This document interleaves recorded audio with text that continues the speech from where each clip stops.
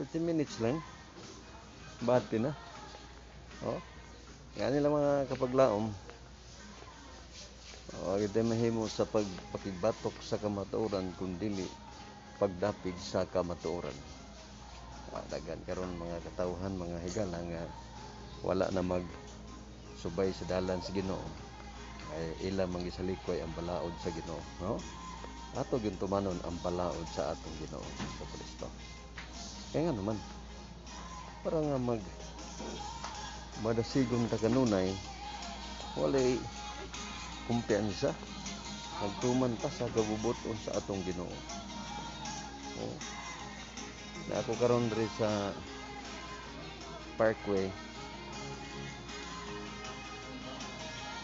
ni adere mga higala atong hibaluan mga gigsunan nga daghan gustong usuroy pero ang problema lang kay abang lockdown kinahanglan og mga daghang papilis. Ano nga ni ame dire parang usuroy din ha? Isa man ang gusto niya? Wala ko ragot. Kani? Oh. Pagpila ka ni?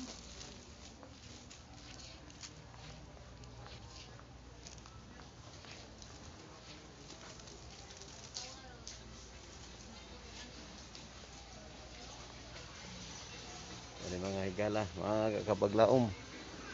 No? Gusto ta ganahan tang musuroy kon mas nindot dito sa langit mga higala. Nga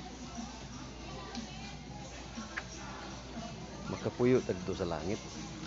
Kay importante kaayo nga makasubay makasulod ta dito sa gate mga kaigsunan. Apan ang gingon diha magtuman ka sa kasuguan sa Ginoo. Pinadayag 22:14. Ipasabot na og pagpanglaba. Oh. Pagpanglaba sa atong biste para nga may katungod kita sa pagsulod sa